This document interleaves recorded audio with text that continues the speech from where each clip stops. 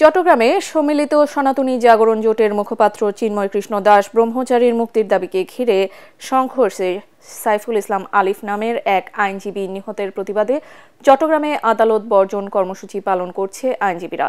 গতকাল এই কর্মসূচি ঘোষণা দেয় চট্টগ্রাম জেলা আইনজীবী সমিতি। আদালত বর্জন কর্মসূচির কারণে সকাল থেকে আদালত এলাকায় আইনজীবী ও বিচার প্রার্থী মানুষের উপস্থিতি কম হলেও সেনাবাহিনী সহ আইনশৃঙ্খলা বাহিনীর বিপুল উপস্থিতি লক্ষ্য করা গেছে। মঙ্গলবার চিন্ময় কৃষ্ণ দাসের জামিন নামঞ্জুর করে কারাগারে পাঠানোর আদেশকে ঘিরে চট্টগ্রাম আদালত পাড়ায় ব্যাপক হাঙ্গামা ও সংঘর্ষে আদালত পাড়ায় প্রবেশ গেইটের উল্টো দিকের মেথরপট্টি এলাকায় সাইফুল ইসলাম আলিফের ওপর হামলা ও হত্যার ঘটনা ঘটে। এ সময় অনেক গাড়ি ভাঙচুর করা হয়। এদিকে এই ঘটনায় ২৭ জনকে গ্রেফতার করেছে আইনশৃঙ্খলা রক্ষাকারী বাহিনী। এদিকে নিহত আইনজীবী সাইফুল ইসলামের কয়েকটি জানাজা হবার কথা রয়েছে নগরীতে। তার বাড়ি লোহাগাড়া উপজেলার চুন্তিতে।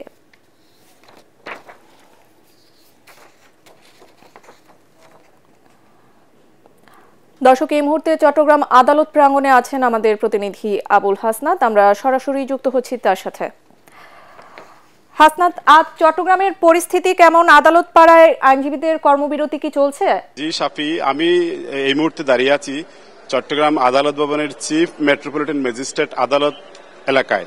আপনি জানেন গতকাল এখানে হিন্দু সনাতন ধর্মাবলম্বী নেতা চিন্ময় দাস ব্রহ্মচারীকে আদালতে উপস্থিতি এবং তার জামিন বাতিলকে কেন্দ্র করে এখানে যে পরিস্থিতির সৃষ্টি হয়েছিল, সারাদিন ভর এখানে আসলে একটা উত্তপ্ত পরিস্থিতি বিরাজ করেছিল। পরে পুলিশ সনাতন ধর্মাবলম্বীকে সরিয়ে দিয়ে তাকে চট্টগ্রাম কারাগারে নিয়ে যায়।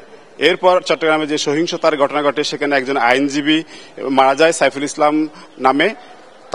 সাইফুল ইসলামের মৃত্যুর ঘটনাকে কেন্দ্র করে চট্টগ্রাম জেলা আইনজীবী সমিতি আজ চট্টগ্রাম আদালত ভবনে কর্মবিরতির ডাক দিয়েছে।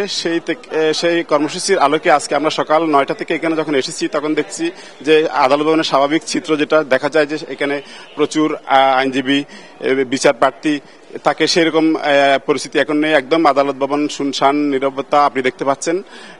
কিন্তু আদালত ভবনে বিচারকরা এসেছেন, আইন কর্মকর্তারা এসেছেন, আদালতের কর্মকর্তা কর্মচারীরা এসেছেন।